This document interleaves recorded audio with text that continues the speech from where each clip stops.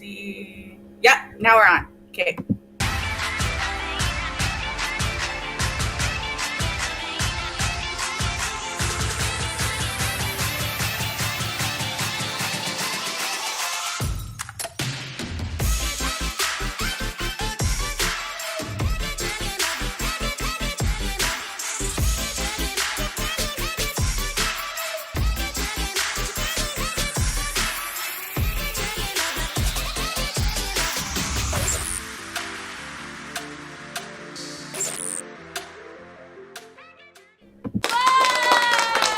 Hey, welcome back, everybody. We have returned for another awesome episode of BoobTube right here on EXXXOTICA.tv. But you know it is not BoobTube if I don't have my other sets of beautiful ladies with me, Casey Carter and Desiree, aka Desirable Bottom. Hello, ladies. Hey.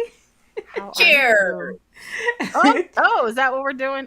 I left my drink in the other room. I know. I was gonna say. I usually have a little something, but we have such a different experience happening today that I wanted to be clear of my mind. No Skittles. No Skittles. No Skittles. No chocolate. No gummies. Well, our favorite number one fan is in the house, front row and center, waiting for us to go live exactly at 9 p.m. Jason, hello, welcome to the show. He gets really upset when we have to cancel episodes. I know. I feel like I'm totally disappointing. It's like you're disappointing one of your kids when you don't show up. It's worse because at least your kids aren't like tagging you on social media. Where are you? Yeah, but well, we love you, Jason. Much love to Jason. And he's actually been watching like some of the iHeart BBW radio stuff and iHeart BBW TV. He's been coming to our other lives, so that's awesome. Jason's like amazing. Jason's a super fan. Jason's a super fan. Jason shows up for all our stuff, and I think Kari, we should do something special for Jason at the next time we're with him at Exotica, because in New Jersey. Yes, because I mean we have folks who show up every week for BoobTube, but Jason genuinely shows up for all everything. Our stuff. He shows up for the group stuff. He shows up for the individual stuff. Yes, that is an absolute super fan, y'all, and I think Jason deserves a round of applause. I don't want to say it. Yeah, I definitely don't want to say it on the air. I want it to be a major surprise. So make sure you have all your stuff ready for New Jersey, Jason, because we're going to put a plan together. And hopefully this time we can smuggle Desiree. Oh, wait, we still have to do our thing. We got a special message. Hey, we did it! Yay! Hey! So, for those of you who don't understand why we're so excited that Exotica's in the comments, today is the first time Casey is running the background of the show. Our wonderful host with the most is, taking care of some other things and watching from wherever he may be. And so, Casey, congratulations on a job well done. Everybody. Thank you. Hold on. Let me give myself applause. Hold on. Yes.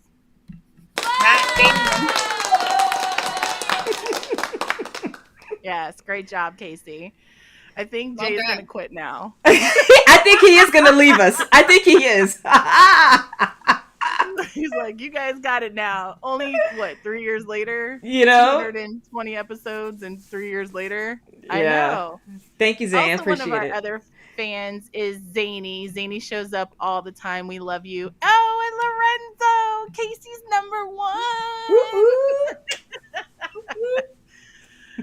Thank you, guys. Thank you so much. So, what's been going on other than trying to tackle this beast of a challenge? Oh man, can I be honest? I actually am super happy to have this as a distraction from my day job. Ooh, yay. The drama. It's like a soap opera. So this was a great distraction trying to put this together for the team. I like I was telling Desiree, Kari, before you jumped on, this was like, I do this for my show, so I know what to do, but I felt so responsible for getting it right for the team that it felt like, it felt like I didn't know what I was doing. I was telling her I was up till like 1 o'clock in the morning last night, putting it all together and making sure because Jay gave me a cheat sheet. Like, so I was literally following the cheat sheet. No lie. Like no lie. Stop it. Jay. Cheat sheet. Cheat sheet. And for the win. And it made a big difference in me being able to put everything together. So I am super honored that I can do this for the team, for Exotica. And I don't know, it just makes, I don't know, for whatever reason, like my cheeks already hurt because I'm so proud to be able to do this for us. Oh, so yeah. Yes. Let's all get hearts in the comments for Casey. Yay! So I have a confession to make myself. I at first was like, Jay didn't ask me to do it, and then I was relieved. I was like, thank you, Jay. And I was like, first of all, I'm not like, I use StreamYard for my stuff, so I know StreamYard back and forth, but Ecamm, I was like, I would have learned it, but I was really relieved, and I was like, I think Casey's gonna knock this out the park, and of course you did. But I'm gonna say this: we love Exotica so much, and we never want to let you guys down. We like you are family, and so it means a lot to us to continue. Not only have we had this opportunity, I think we just embarked on 3 years now. Mm-hmm. This is like one of the things that I still enjoy from my adult industry profession. So we never want to let Exotica down. So I could definitely say, Casey, my heart goes out to you for all that pressure. But you do, when you love what you do it with love, right? Like, yeah, you know what I'm saying? I mean, because I literally put in a 10-hour, 11-hour work day yesterday, and still, as tired as I was literally on the phone with Lorenzo and was like, I gotta go, I gotta do this, I gotta figure it out, I gotta put it together. And he was like, okay, because I literally, before I hung up with him, I had just been saying, okay, I'm gonna go to bed now and get up and go to work the next day. And then next thing you know, I was like, nah, I gotta put these together, I gotta figure this out. I can't go to sleep Tuesday and wake up Wednesday and not be able to tell you all we are good to go, and not be able to let Jay go and do what he left scrambling, right? Yeah, you know what I'm saying? I didn't want to do that because like I said, I know the system, and it just was going to take a minute to put everything together and make it look like it looks every week, so folks aren't going, something's not right. Who the hell took over? Who hacked the system? But yeah, the patients took over the asylum. That's all. The patients took over the asylum. You'll be all right. You're in trouble now, Jay. I love it because this is like, there's nothing to think about. Like, we just show up and we get to talk about all the great TV and movies and all the things that we remember watching, which this time I made sure to. You made a list? You can't really tell, but because it's bright. But so, and it's attached to Exotica, which, has a special place in my heart. So anyways, we can go on all day.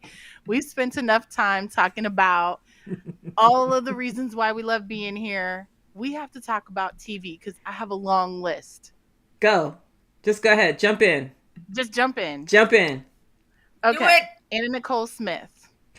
There's a new documentary with Anna Nicole Smith. It's okay. First of all, did you watch it? Because I saw the promo yesterday, and I'm like, on my list. I watched it. Okay, I didn't see it either. But I'll put it on my recommended. I'm gonna say this there's really nothing to spoil because it's a documentary. I'm pretty sure we all know the general basics of the story. I feel like this came from the family or somebody that was close to Anna to kind of shed light on Anna's story. less about what we saw in the media, because there were a lot of things about her being a gold digger for marrying the old man, and so it felt like this came from somebody who genuinely loved and cared about Anna and wanted to like really expand on the depth of those stories, because it talks about the love story that she had, and it shows like video footage, like home videos of her with him and like how happy he was with her. So it was a really interesting take on her story and the spiral that led to her inevitably passing away. So that was real interesting, because there's a lot of facts that obviously the media either didn't share or were less remember, like you just didn't remember them. And so for me, I loved Anna. I loved Anna for a multitude of reasons. One, I'm a huge Marilyn Monroe fan, so she very much resembled Marilyn. And I liked that she had this like story where she like started from the bottom and worked her way into, not even really worked her way, but she just like became instantly famous. And then, my heart went out to her when like they were showing Howard Stern talking about how she was fat and had put on all this weight, and she's got to be 300 pounds. And I was just like, damn, like I forget how easily people will recognize every freaking pound you gain, every pound you lose, like every extra chin hair you might have, an extra fat roll, a freckle. Like the media will tear you apart. So it was like, it was real interesting. It was really interesting. And so sad, very sad about how she viewed herself and, the spiral to the end. Very sad. How old was she again when she passed? 31. Yeah. Oh God, I didn't realize she was that young. I think she was like like in her early 30s. Yeah, she just had the baby, so her baby was still an infant. Damn. I think like 4 or 5 months. Didn't she have a son and a baby, and the baby when she had a son right, who was 20 years old and died of an overdose. So essentially,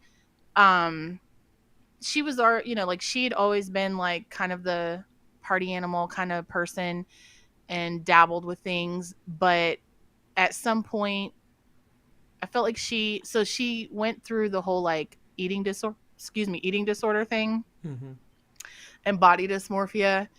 And so that started, the descent into heavy drug use and methadone and all that kind of stuff. And then so the son ends up picking that habit up, and he doesn't last long.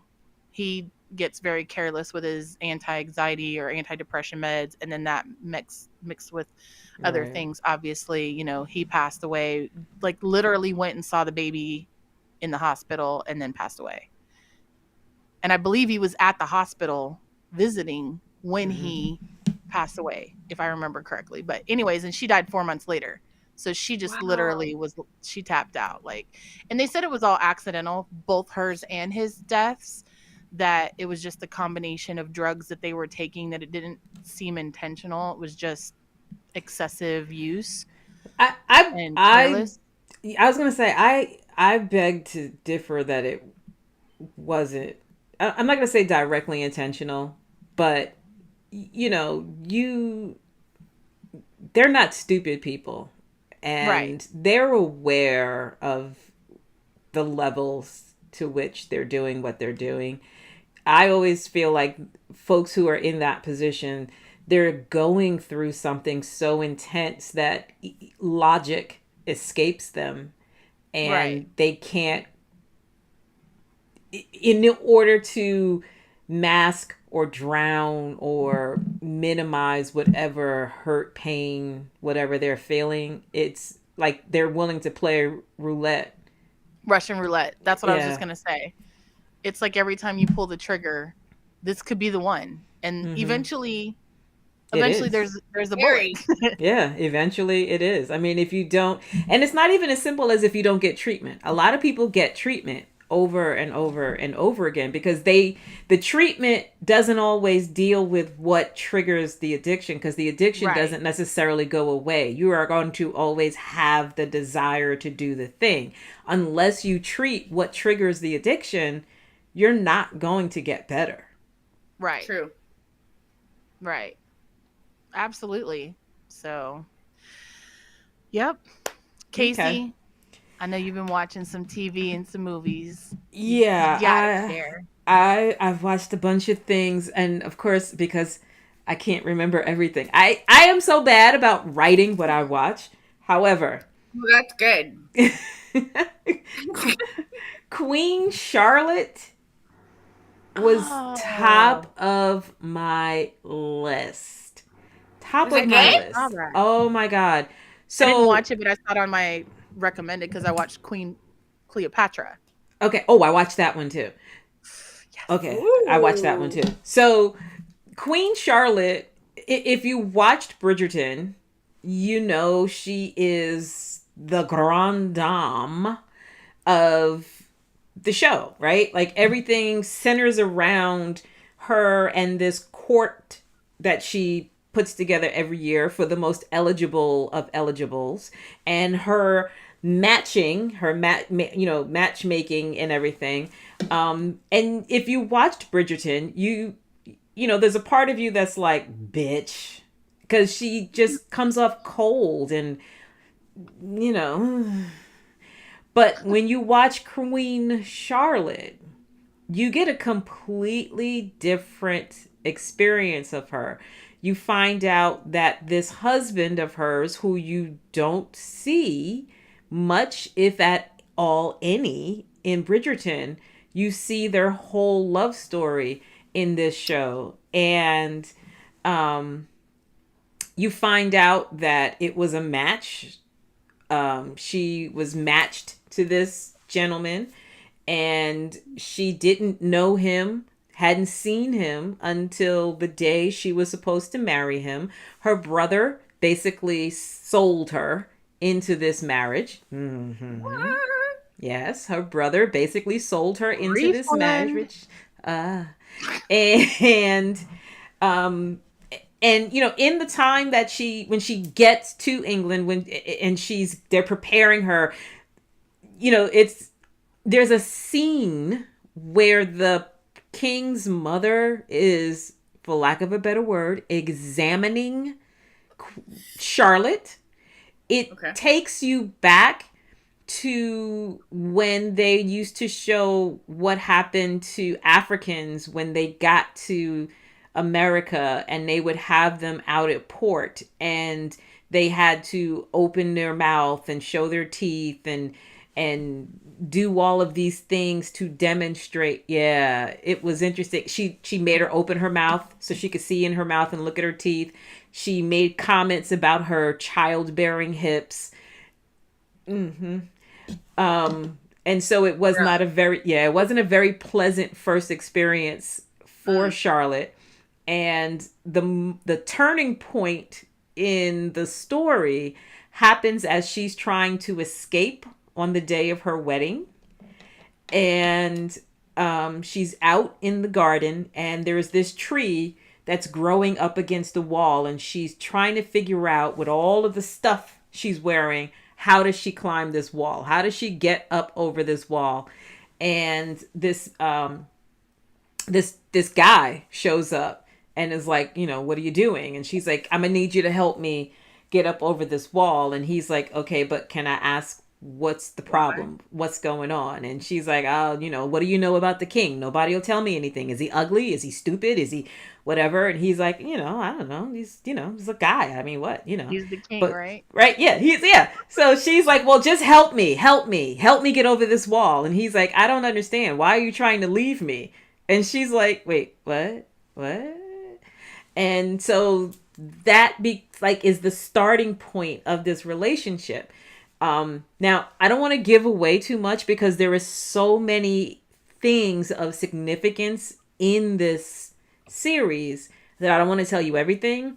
But no spoiler alert? No, I don't want to. The only thing I will say is and I started by talking about what a bitch she is to Right. say she, and I did a poll on this, and I should have been better about working the poll. She loves You this working the guy. poll? Yeah, okay. I should have been better about working the poll. She loves this man to such an extent. You don't get to see just how much she loves him in Bridgerton, but in Queen Charlotte, her love for this man, it goes from 0 to 100. She goes toe to toe with his mom, toe to toe with all these people.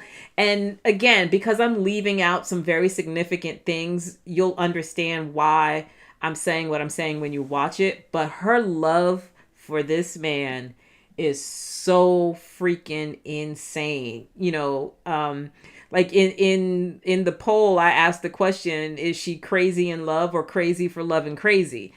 And you'll understand it when you watch the show. But oh my God, the thing I walked away from is she loves hard. Like she understands the definition of love with this guy. It's crazy. It's just, I loved seeing their story, even though it's somewhat sad. I love her love for him. Oh, Mm-hmm. I love that. Yeah. Wait till you see it. You'll get it. I can't wait. I have it on my list now. Desiree. Okay, so I went out to the theater and I watched Evil Dead Rise. Mm. How was it? It's like it's a scary movie. It's good. It reminded me a little bit of Smile. I don't know if you guys seen that. It's kind of like a mindfuck kind of movie a little bit, because like they're like a family, and then the mom gets possessed by like a demon. Well, it's because the boy brings a magic book in. Yeah, it's like one of those kind of movies, but it's neat. What's it called again? The Evil Dead Rise. Mm. Yeah, it's really good. Or just Evil Dead Rise. I thought it was like, because I have the game, I didn't know if it was going to be like similar to that, but because I didn't watch the first movie or the first like series of the Evil Dead or Evil Dead, but somebody told me just to watch it anyway, so I was like, okay, let's go out and check it out. So, and I do want to check out the new Guardians of the Galaxy, because there's a new Guardians of the Galaxy movie as well. So I'm hoping to go check that out soon too. I think that's in theaters as well, right? Yeah. Mm-hmm. Yeah. Nice. I heard mixed reviews about it, so I haven't gone to see it yet. But Guardians of the Galaxy? No. Evil Dead Rise. I want to see Guardians of the Galaxy is freaking awesome. Like, I think it'll be Star dope Wars too. I heard like nothing but good things apparently. So okay. Well, I saw the new J-Lo movie, The Mother. Yes. Okay. It was phenomenal. I have to say, I don't know if J-Lo took some acting classes or no shade, but lots of shade. I love J-Lo, okay? But J-Lo's like rom-com, those type of movies, so I wasn't sure how I was going to feel about J-Lo in a serious role, and she killed it. She nailed it. She killed it. She definitely gets an award for this one. And of course, I always love to see some Omari Hardwick in there. So power, hey Ghost. But it was really good. Did you see it, Casey? Of course. Yes, I did. It was, so I watched it and then said to Lorenzo, you got to watch it, because he initially told me about it. And I was with my parents and my mom and dad watched it. And so I'm like, oh, well, now I got to watch it. And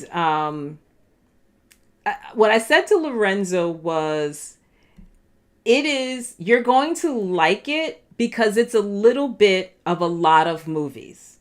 So as I'm watching it, I'm seeing all different, like all of these different movies that I like. Something about that movie. There's Taken. There's John Wick. There's all these other ideas from other movies that kept me engaged. And I said to Lorenzo, everything that happens in like the first 20 minutes of the movie would be the 90 minutes of another movie. So the majority of the movie is all this other stuff that you're like, okay, that's not normally what we see after someone goes and does, the things that she does. Because again, I don't want to tell you everything, but I don't know. I did kind of dig it. I did. I was surprised, to be completely honest. I was surprised. Same. I was pleasantly surprised that it was any good. Hey, Toxic Goddess. Mm-hmm. Two things. One, I was very happy that they didn't turn the J-Lo Omari Hardwick characters into this like 30-minute love story. Right. Like you could tell that they were feeling each other, but it never became the focus of the story. And the other thing is that J-Lo stayed in character, like, and she didn't have to fight to get her kid back. Mm-hmm. She literally was like, I'm never going to have to see my kid again unless there's trouble. Right. So I kind of like the aspect of like, normally in those types of movies, they make them fight to get their kid back. And it was like, no, you're signing away your parental rights right now to protect your child. And I love how the maternal instinct was always there. Like as soon as that kid needs me, I'm there. And she was there. I also liked seeing a female in a very empowering role, right, where she was an excellent marksman, strategic planner. Like she was a survivalist.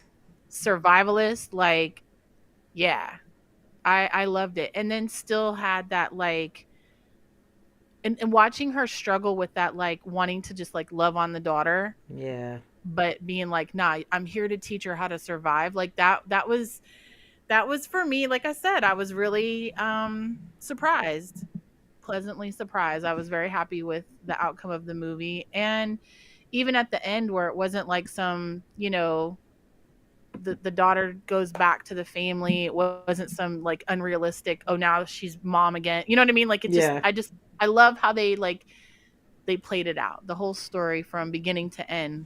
I love how they played it out. So I good think job, J-Lo. The corniest parts of those movies for me were the scenes where she called the mom to let the mom know the daughter was okay.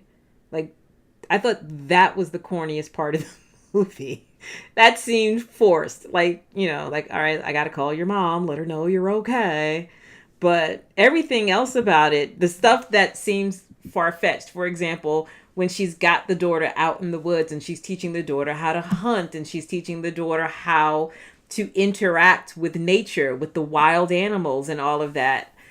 Now, that should have been the far-fetched part of the movie, but that part of the movie seemed supernatural. Seemed like, okay, yeah, that's J-Lo. That's what her character does. It's what she is. Seems like it makes sense she'd teach her daughter. So, yeah. Right.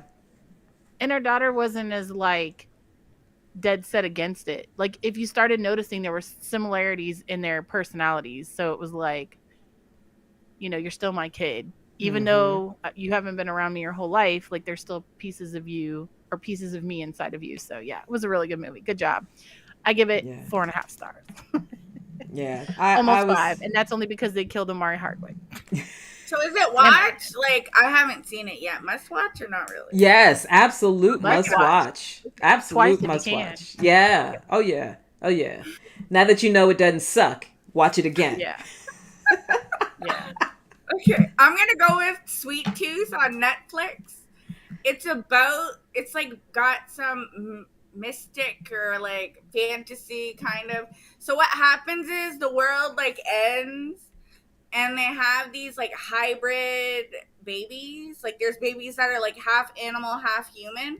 But there's these certain people and they want to protect those half animal, half human children, right? So they raise them just like everybody else, you know, like some people protect them, some people kill them off. And apparently they're the ones who have like the cure from this zombie apocalypse or whatever that's killing everybody, like all the humans off. So there's this doctor, this physician, and his wife gets infected, and they're trying to go to the hospital and like trying to find the cure. They have like this medical journal. They go through it. It's really neat. I think it's a must watch too. I really liked it. It's got a lot of episodes. So it's like, isn't it 2 seasons? 2 seasons? Yeah.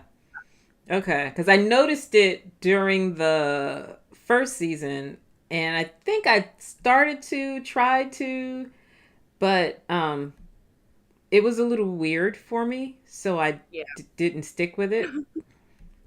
But when I saw the promo for the second season, I was like, yeah. I think we briefly talked about it in one of our many yeah, I think so. Ago. I think so. I think it was something we brought up, but it was just it wasn't one of those shows that we just talked about more than once. It came up and it was like, okay. Because I think it was weird. Probably. Which is why I like it. Probably. Sorry. No, don't apologize. I mean, don't get me wrong. I like weird stuff. I think in that moment, it just didn't catch my attention. Now, having said that, I spend a whole lot of time at my dining room table gluing crystals onto things. That's probably the kind of show I would watch in that moment. True. So Casey. Okay, so you mentioned it. I gotta talk about it. Cleopatra. Okay, let me see. So it's on Netflix. It's on Netflix. I would put it on your must-watch list. Cleopatra. For as much as I knew about Cleopatra, the way they told this story, I'm like, yo, she is like the OG of bad bitches. For real. For real. The OG of bad bitches. I mean, because she's, screwing dudes, having their kids just to make sure that, political alliances are intact, and she's plotting and scheming on killing her own siblings. And I mean, it kind of sounds like the Dragon Show again. Sorry to interrupt. Oh no, House of Dragons and all of that. Yeah. Well, the difference is like Cleopatra's a real person. Okay, right. And this is actually like a documentary. A drama documentary. Dramatization of her life, and of historical, yeah. And I mean, and so what was really good for me was I enjoyed seeing, like, I knew about Caesar, I knew about Mark Antony, but to know that they had a close relationship themselves, and to see all of the things that she went through to protect Egypt. They not just tell the story of her reign over Egypt. They tell the story of how she got to be the queen of Egypt. They talk about the fact that her father was the Ptolemy, or the king, right? And then he dies, and technically it goes to her and her brother. She's the oldest, and her brother is the oldest boy. They become the king and queen of Egypt. The pharaoh. They're the pharaohs. And they basically have to get married. They get married because their relationship is supposed to emulate that of the gods that they worship. So they have to be married. And you see, it's not unusual, and they talk about the fact that in Egyptian culture, it's not unusual. It is absolutely normal.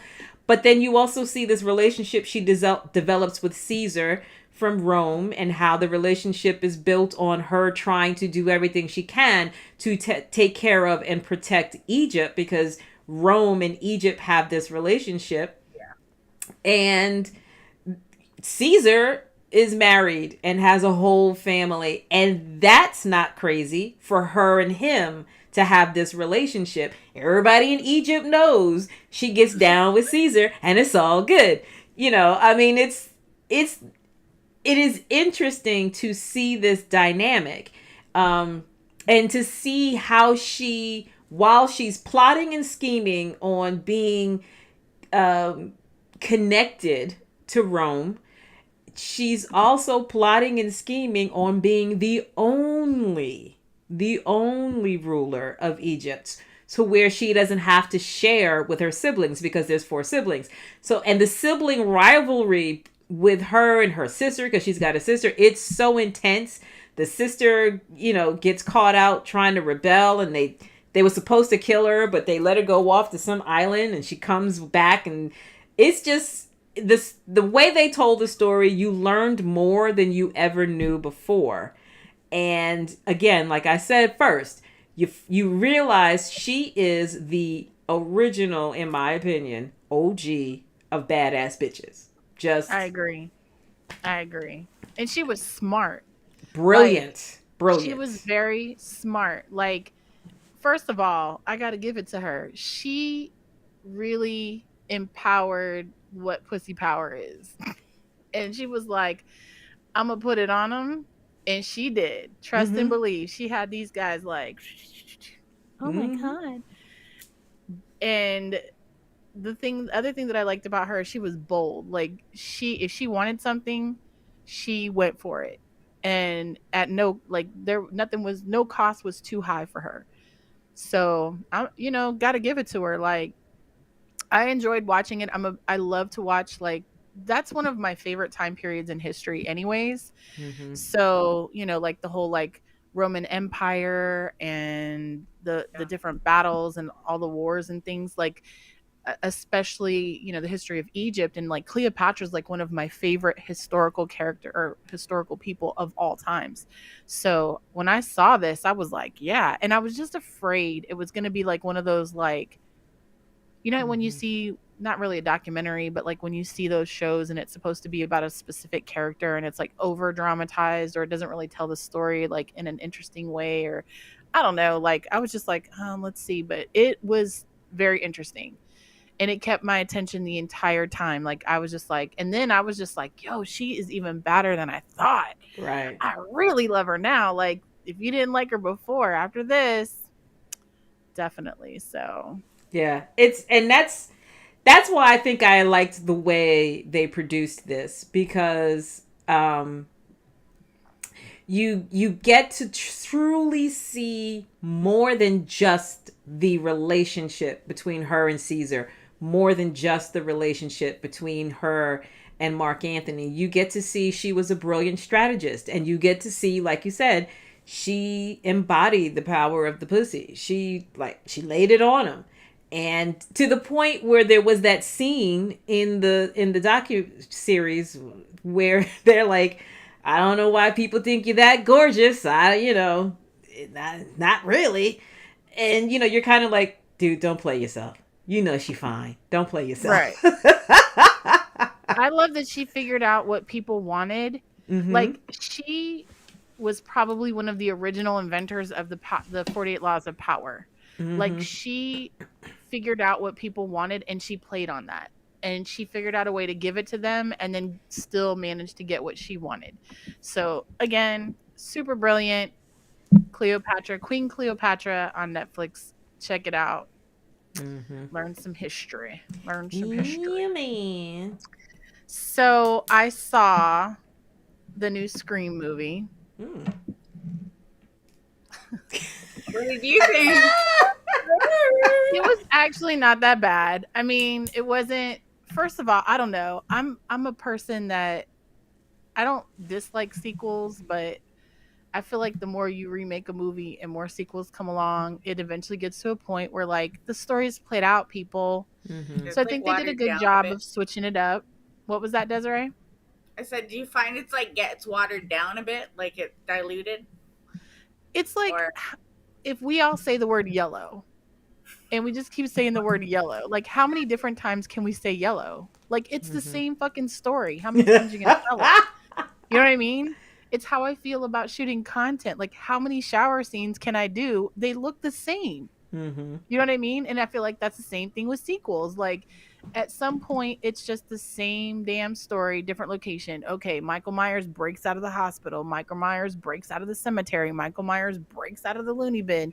Michael Myers breaks out of the convenience store. Jason Voorhees in space, New York. Like, they're really just putting like stamps on a passport. But Wait, Well, that's they're funny. trying to milk it for all it's worth, though, right? I don't know. Yeah, I no, can't really basically. blame them. I But can't but blame this but them. story. the cow is Yeah. running out of milk, if you ask me. Right, Right. right. No, I agree too. I It's agree. still But I fucking milk. still feel like there's gonna be a couple more screams, to be honest. Until It- I don't know. I'm saying until they kill somebody off. Like I think, If or they can they still be running Halloween, yeah, they can still yeah, but run Supposedly we saw Scream. the Halloween's last over one. now. Yeah, but look at how long they ran Halloween. Yeah, Jamie Lee Curtis was young and spry when you're Halloween right. came out. I know. At least she's still alive. Yeah, well, True. yeah. At least True they're trying to do the last one before she not saying she's gonna die anytime soon. I'm just saying like she's definitely aging. Yeah, Beautifully but aging. yeah, But yeah, yeah. the new Scream one, they did take a new approach to it. And it's always interesting to find out who the new killers are, which is another thing that makes Scream a little bit more interesting because in each one it's different killers. Yeah, I Which is wouldn't cool. have guessed this one. So Yeah. I So was they can shocked. go on and on forever with it, but for me, it was okay. Like it wasn't as bad as some of the others, but you got to watch it cuz some characters so you need to watch it. I mean, you don't need to watch it. Let me rephrase that. Some characters will no longer be appearing in Scream movies as active living individuals. Okay. But it was okay. It wasn't something I would put on your must-see list or whatever, but if you're a Scream fan, check it out. You might, get a little something out of it. Okay. That's it. That reminds me of, speaking of what Miss Toxic Goddess just commented, like John Wick. I don't know. I've seen the movie, but I couldn't really get into it, to be honest. But the Fast and the Furious, I heard a little bit about that one. They were talking about it, and then they were like, Vin Diesel and Ludacris and Tyrese and who else is in the cast? I don't know. Lil Bow Wow. Maybe he's not in. Maybe he's not in there anymore. No, he's He not was in in it one. at all. Yeah. Yeah, no, he was in not gonna Tokyo happen. Drift. That's it. Yeah. So, just saying. So, I mean, that's another series. I think they're milking it for all it's worth too. Like They are. It's good. It's good. It's action. It's got a little bit of romance. It's Ba-ba-boo. so they, to me, they went too far when they duct taped the DeLorean and sent it to outer space. They went too far. I thought that was stupid too. That was, I'm like, yo. Or when they took the it was either a Lamborghini or a Ferrari, whatever, and in Dubai, Yes, went from drove it from one building to another. to another, Yep. and I Yeah. was like, wait a minute, Yeah. that's maybe like no. Okay, so I think that one happened first, and then the next, not literally the next movie, but the next ridiculous moment was because I was like, okay, I'll give you Gravity and why you could even get away with doing that, but True. it's crazy. But the outer space thing, come on now, come on. Yeah, that was. So, and then there was a poll on Twitter. People were talking about it, how they should do like Death Race.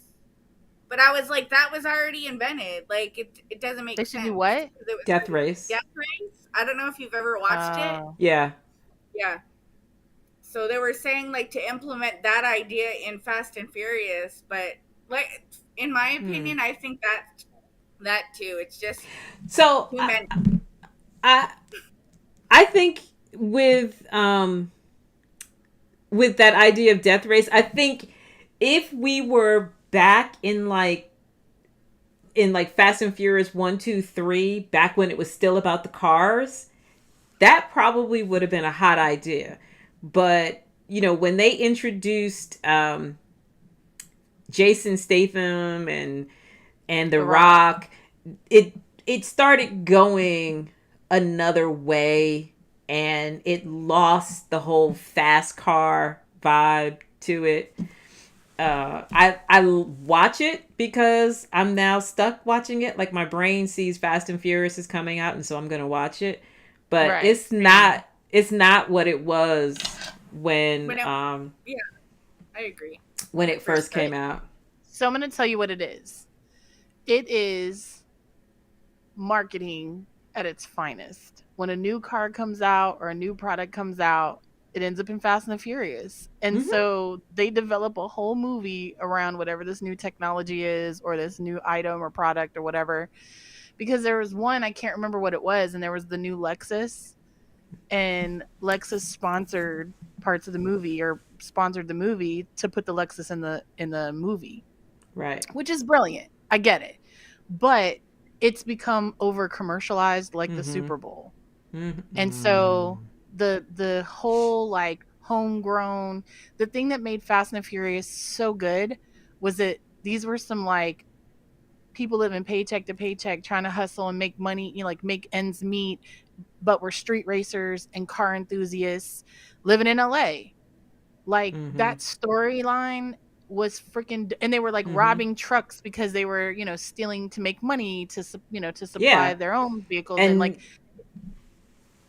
now they're fucking FBI agents. Get the fuck out of here. Like when you think about it, in the first movie, in the like the beginning scene, it's, you know, it's the car sliding up under the tractor trailer, all of the, you know what I'm saying? Like all of the cool stuff, the neon lights and the precision driving and all of that. I mean, it's crazy how, like I said, that drew me in to the point where now I have to watch, even though I'm like, come on, man, why is the DeLorean going into outer space? Why? Some of the storylines are well, see, here's another fact that we need to also consider for the Fast series. They have changed directors multiple times, and every time a new director comes on, the story gets a little bit more different and more different. Like if I was going to take one outside of LA or outside of like the original first 4 or 5, I like the ones that they did in the Favelas, which is in Brazil. Yeah, that was good.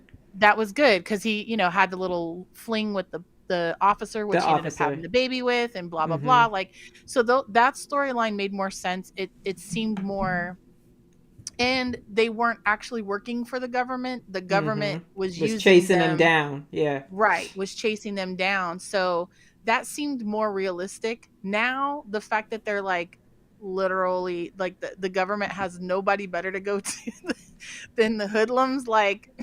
Come on now.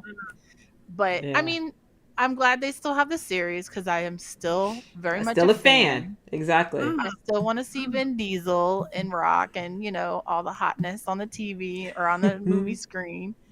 And then not to mention the cars and all the gadgets and stuff. But yeah, it's just gotten out of hand. Like, and you know, right. I'll be honest too. I wasn't sure it would survive not having Paul Walker, because that was the other part of the magic of that series, was that relationship between Vin Diesel and Paul Walker.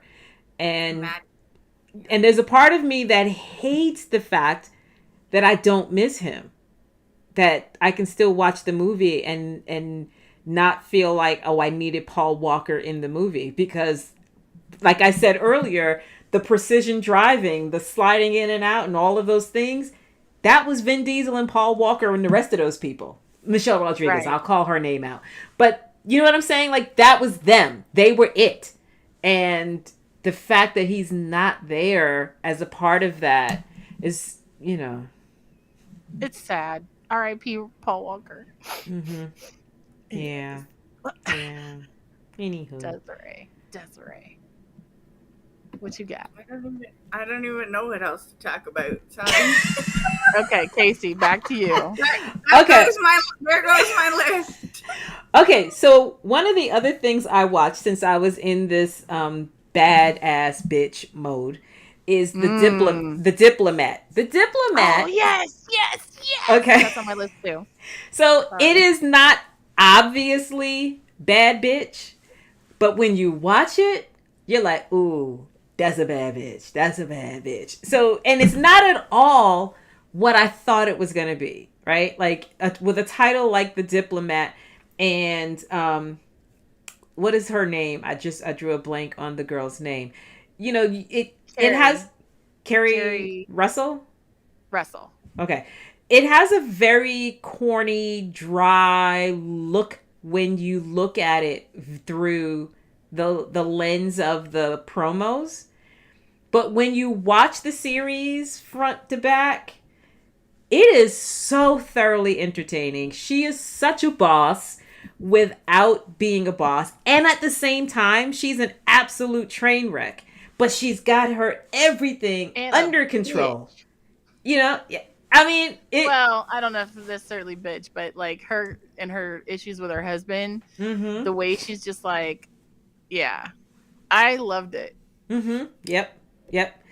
And I think what was interesting is as you're watching this story, they seem like a very lovely couple. You know, she's been tapped to be this diplomat, and he's already a diplomat, and so they're going to England, and it all seems cool. And then you see she's a little quirky, she's a little uncomfortable with the role, and you're like, okay, I get it, I get it. And then weird things start happening, and that's when you see the boss in her come out, because it's like her husband gets kidnapped. She's like, wait, what? He's gone? Wait, hold. Before you make any phone calls, let's look into this. And you start to see the relationship isn't what you think it is, and you know, it leaves you questioning his motives. You question the motives of the people who sent her to be the diplomat. You're looking around, and there's all these little side stories going on that all have history, and she seems to be the only one who doesn't know what the fuck is going on, except for the fact that she has to have a black pantsuit because she's messy. And if she has the black pantsuit, when the things fall on her clothes, you can't see it. And now, if you've never seen The Diplomat, you need to watch it now, because that is significant. It is. I liked it. I put it on as background noise and then got sidetracked into watching the whole thing till the end. And it was, yeah, it's interesting watching. So she and her husband are basically estranged. Like they're together, but only for Appearances. photo appearances. Yeah, for appearances. And watching them like navigate that space, like they still clearly love each other, but he's obviously fucked around and made some mistakes, and she is not dealing with that bullshit. And he's also one of those like egotistical strategist manipulators. Like his getting kidnapped all is like a ruse, you know what I mean? Yeah, Like, and yeah. she's aware of these things.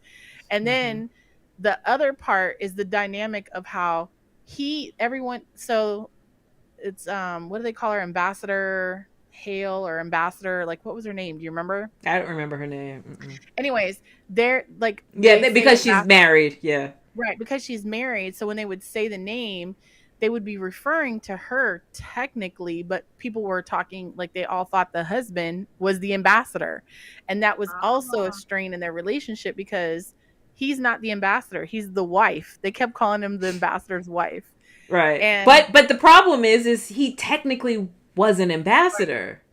right. So that, you know, that was what contributed to this confusion, is they'd be talking and they'd be asking for the ambassador, and, you know, like to your point, Kari, she's ready to step up, and they're like, oh no, your husband, sorry. And so yeah, it was interesting. And watching him struggle with being the supporting character instead of the main character. Meanwhile, yeah, it's just an interesting dynamic, and I liked it. I liked it. They cast it really well, which is something that's hard to do, especially with semi-serious. Like there was parts of it that were quirky and funny, and then other parts of it that are like serious and dramatic. So those kinds of roles are hard to cast because you either get people that are too serious or too funny. And so they did very well in casting this show. So Yeah, good job. especially because he has a little bit of a sarcastic edge that makes him funny, but she does not have a funny bone in her. So what's funny with her is seeing her have her meltdowns and seeing how vulnerable she can get and how she deals with her vulnerable moments, and it humanizes her to a point where you're like, oh my God, I love her. I love her.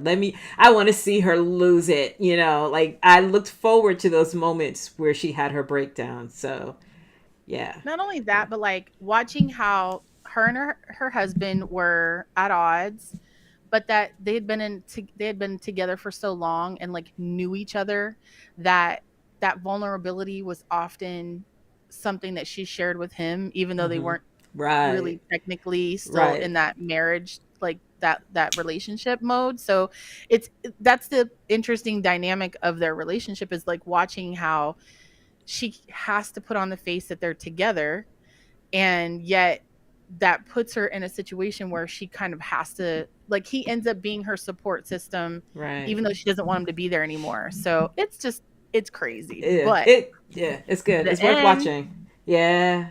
Spoiler alert. Just kidding. I'm not going to spoil it. You got to watch it. Gotta watch it. Ladies, we are down. First of all, we have almost completed our first solo show, like big girls. What? Yeah. Congratulations, Casey. This is to us. This is us. I got us on the air, but we pulled off the rest of it. Man, we've been doing this for 3 years. We got this down pat. All you had to do was hit go, and there we go. There we go. So magic is happening on your end by putting the comments up and making sure we're still, live. Well, okay. So now we have to run all of our promo stuff. So here we are. I forgot to put the music on for this. Our little country music, our little hee-haw music, but I got this part of it going, so yay! All right, so shows coming up July 14th through the 16th, Miami, Florida, November 3rd to the 5th, Edison, New Jersey, December 1st through the 3rd, Washington, D.C. So get your tickets now at EXXXOTICA.tv, and then are you gonna play the music too? I forgot to put the music on. Smoke weed every day. I mean, and I'm pretty sure he sent it to me, but hey, next time I'll have it next time. September 29th to October 1st, 2023 in Edison, New Jersey is the 420 Expo, where you can come and enjoy the best cannabis expo in the world. And oh, right. Hold on. Sorry. Wake up, Casey. I was busy. Make Toxic so happy. I was busy. Said something way long ago about. There we go. Oh, what? But the boat. He didn't send me that. Oh, okay. Well, next EXXXOTICA is hosting in March of 2024 the very first adult cruise by EXXXOTICA. I was gonna say, let's speak it by EXXXOTICA. Yeah. By EXXXOTICA, not the first adult cruise, but the first adult cruise by EXXXOTICA, which makes it vastly unique, and it's going to be a blast. So go to EXXXOTICAexpo.com to look for the information.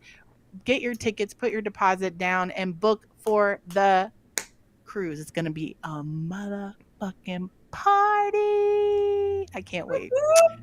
So, yeah, I'm sorry. I was going to say, it's so funny because, like I said, my cheat sheet is not on my cheat sheet. Oh, Jay. And neither was our pink boxes. I had to add the pink boxes to my cheat sheet, but so make sure you guys follow us on social medias and go to our pink boxes. Put your fingers in those pink boxes. Yes. Follow us on Twitter, Instagram, or go to our Perspective website. Yes, do all the things. Do all the things. And if you haven't done it yet, make sure you subscribe to the EXXXOTICA YouTube channel. Make sure you watch all of the BoobTube episodes. Because we run the channel, y'all. It's all about us on EXXXOTICA.tv. It show is 220-something episodes now. So, Platinum is your new host? No. I've always been the host, Jason. Well, we've all been hostesses, and it's not the Platinum Show. Never.